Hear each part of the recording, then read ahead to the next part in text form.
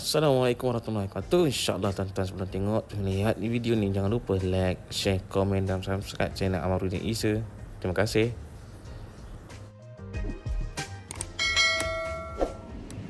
Okay, ni kita terbershoot kedai ni. Kita on switch, tak nyala lampu ni. 1, 2, 3, 4 lampu tak nyala. Jadi gelap kedai dia. So sekarang ni dia punya penyambungan ni pun wire hijau. Tengok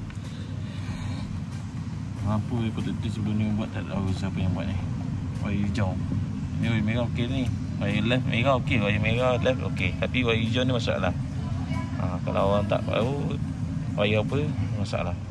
Wire ni ada current juga. Tengok, ada current. Ini wire switch tapi dia warna hijau. Mungkin stok tak ada apa, wire kabel tak ada. Ni wire hitam ni neutral lah mestinya, tapi tu lah. Lepas tu ni wire switch, ni jumper, ni incoming, ni jumper. Ada switch ni, switch lampu ni. So sekarang ni kita kena tengok apa masalah. Okay, kita troubleshoot. Dia ada masalah wiring lah. Satu je lampu menyala. Itu nama mula start kelip-kelip. Ada bakar. Jadi 3 ni tak tahu. Kita akan check kabel dia. Switch dia satu kat bawah counter tu. Kat counter tu switch. Kedai DC Kancing Donat.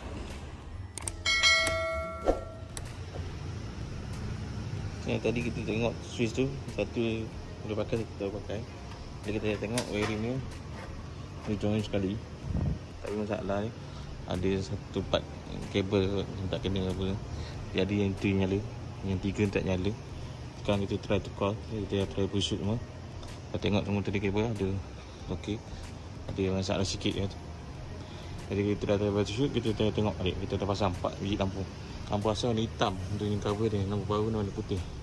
Lampu asal warna orange kan, lampu ni warna putih. Jadi kita try on semua. Ni ada tak? Kedai kopi. Tak. Kedai kios kan. Nampak kios 1901. 1901.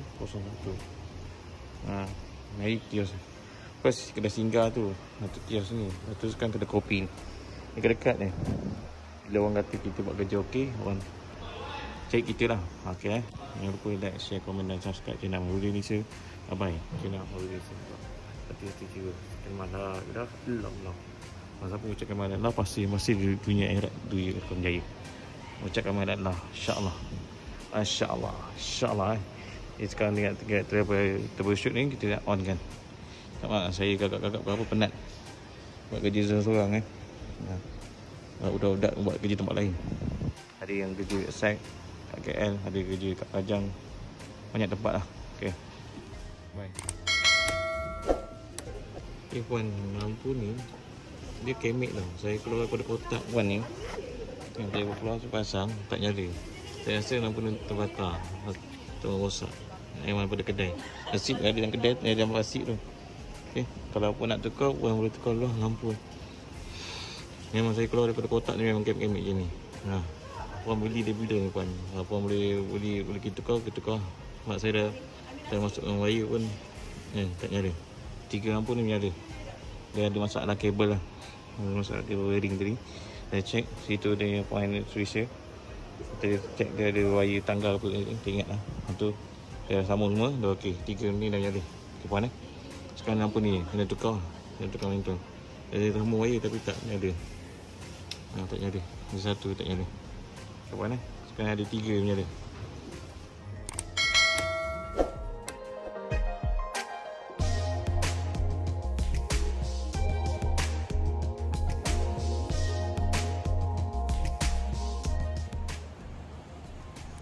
Okay, satu lampu tu tak ada. Dia kata 4 lampu tapi 3 lampu je.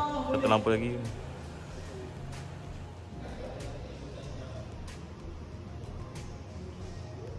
Okay, lampu dah siap. Yang satu je tak nyala Satu terbakar. Satu terbakar, satu mentol dah rosak. Mungkin jatuh masa beli Partner yang beli lampu mentol dia pasang. Yang 3 tu nyala. Kita tengok dia ada masalah kabel lah. Kita sambung balik wire. Betul okey lah. Dia kat counter ni. Ini tapi bukan ini. Apa ini? Kita off. Dia semua sekali on. Yang kita on. sekali on. Semua sekali menyala satu tu soalan. Satu tu dia punya mentor tu masalah. Dia kemik. Okay.